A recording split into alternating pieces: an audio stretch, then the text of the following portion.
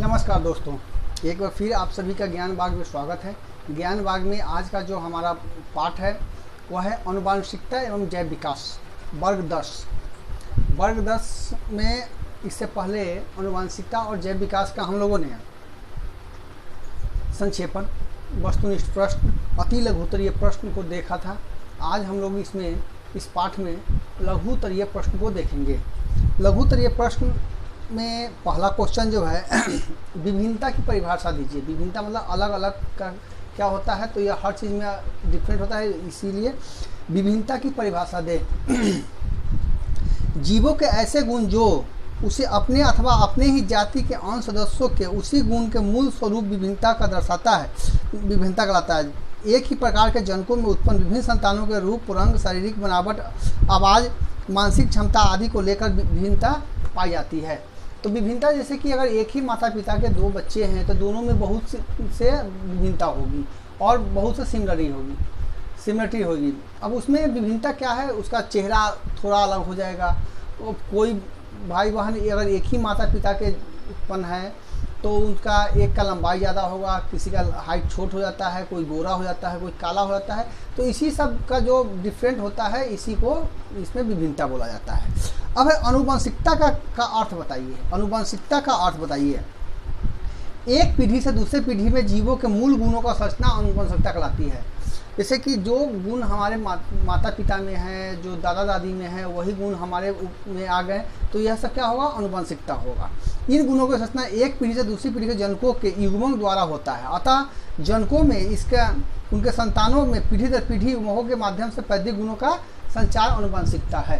जो गुण या अपगुण या जो कोई रोग जो हमारे पूर्वज में है वह कुछ ना कुछ उसका अगर असर हमारे में बच्चा में आ जाता है तो वह क्या कहलाता है, आनुवंशिकता कहलाता है। जीन प्ररूप या जीनोटाइप किसे कहते हैं? जीन प्ररूप या जीनोटाइप किसे कहते हैं? किसी जीव या प्राणी के जीनी संरचना उस जीव का जीव प्ररूप या जीनोटाइप कहलाता है। इसके द्वारा जीवों के गुण का संरचना होता है। जीनोटाइप के कारण प्रकट होने वाले गुणों की जीव का निर्धारण जनकों के युग्मक संयोजन समय से ही होता है।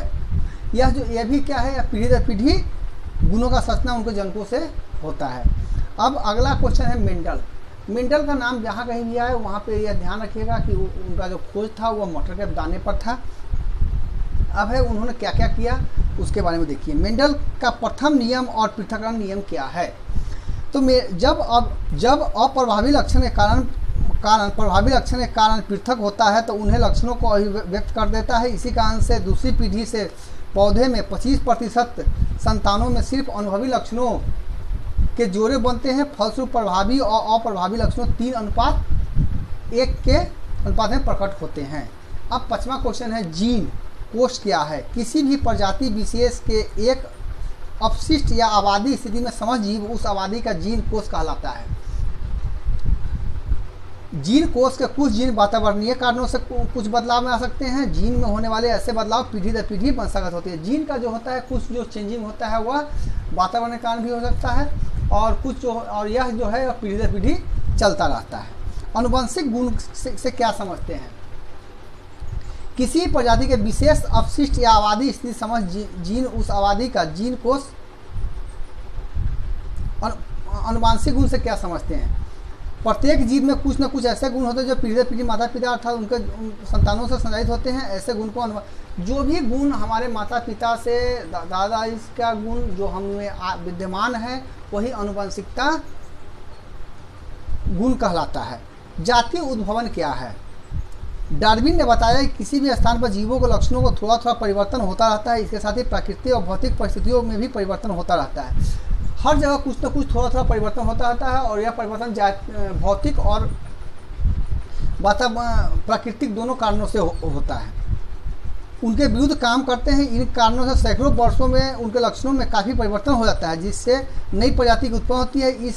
इसे ही जातीय उद्भवन कहा जाता है। जब धीरे धीरे कोई चीज़ का आपके में ह्रास होने लगे या वृद्धि होने लगे तो वह पहले स्टार्टिंग में कम रहेगा या धीरे धीरे बढ़ना शुरू हो जाएगा। इसी को क्या कहता है, जातीय उद्भवन कहा जाता है। जंतु वर्गीकरण के विभिन्न स्तरों के नाम लिखें। जंतु विभिन्न वर्गीकरण के विभिन्न स्तरों के नाम लिखे। तो जीवों के वर्गीकरण विभिन्न स्तरों में किया जाता है। ये स्तर निम्न है, क्या है? जगत, उपजगत, फाइलम, डिवीजन, वर्ग, गुण, कुल, वंश तथा जाति से किया जाता है। इन पदानुक्रमण में जीवों के वर्गीकरण के आधार उनके गुणों में समानता एवं असमानता है।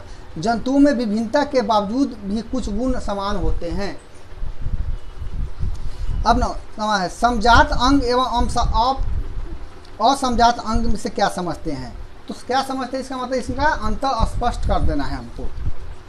समजात अंग ऐसे अंग जो रचना और उत्पत्ति की दृष्टि से समान हो, रचना और उत्पत्ति की दृष्टि से समान हो किंतु कार्य में भिन्नता हो, समजात अंग कहलाता है। जैसे घोड़े का अग्रपाद, घोड़े का अग्रपाद, तब मनुष्य के अग्रपादों में पाए जाने वाले अस्थियां अव्यय है, समान होते हैं किंतु उनके कार्य भिन्न होते हैं। घोड़े का अग्रपाद शरीर का बोझ उठाते हैं या दौड़ने या चलने का काम करता है, वहीं मनुष्य के हाथ वस्तुओं को पकड़ने का काम करता है। इन अंगों का, जैसे कि हमारे पास 2 हाथ है 2 पैर है, तो दोनों का काम क्या है? भिन्न भिन्न है। पैर का काम है चलना और हाथ का काम है जो भी कार्य क्रियाकलाप है उसको पूर्ण करना। अब है असमजात अंग। समजात अंग के ठीक या विपरीत कार्य करता है। समजात अंग के ठीक विपरीत काम करता है। कुछ ऐसी रचनाएं होती हैं जिसके कार्य समान होते हैं और उनकी उत्पत्ति और रचना भिन्न भिन्न होती है। काम दोनों का सेम होगा लेकिन उत्पत्ति और रचना भिन्न होगा। ऐसे अंगों को असमजात अंग कहते हैं। जैसे कीटों के पंख और चमगादड़ के डैने, दोनों के कीटों के चमगादड़ हवा में उड़ने में सहायता प्रदान करता है किंतु उनकी रचना और उत्पत्ति बिल्कुल भिन्न होती है। चमगादड़ के डैना अंत कंकाल के रूप में अस्थियां मौजूद रहता है जबकि कीट के पंख ऐसी रचना नहीं होती है। अब अगला क्वेश्चन है लिंग क्रोमोजोम किसे कहते हैं? तो लिंग क्रोमोजोम के बारे में हम लोग पता है, यह जो है एक्स और वाई से निरूपित होता है। एक्स एक्स होता है और एक्स वाई होता है। तो मनुष्य में लिंग निर्धारण, क्वेश्चन है लिंग क्रोमोजोम किसे कहते हैं? तो मनुष्य में लिंग निर्धारण की क्रिया समझने के लिए हमें क्रोमोजोम का अध्ययन करना जरूरी है। मनुष्य में क्रोमोजोम की संख्या होती है 23 जोड़ी।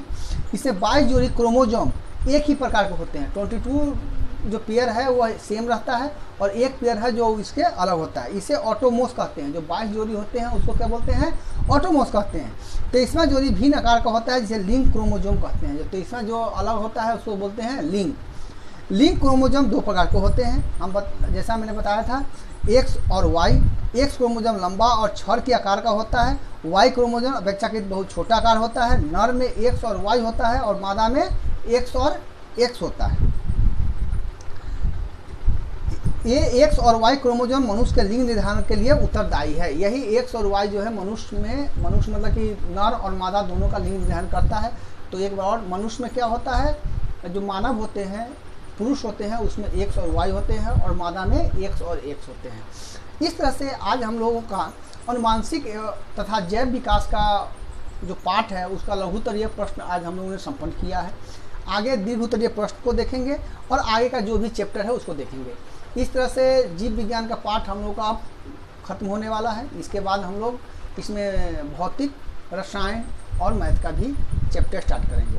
तो जिससे कि आप लोगों को बहुत कम समय है एग्ज़ाम में और पूरी तैयारी हो सके।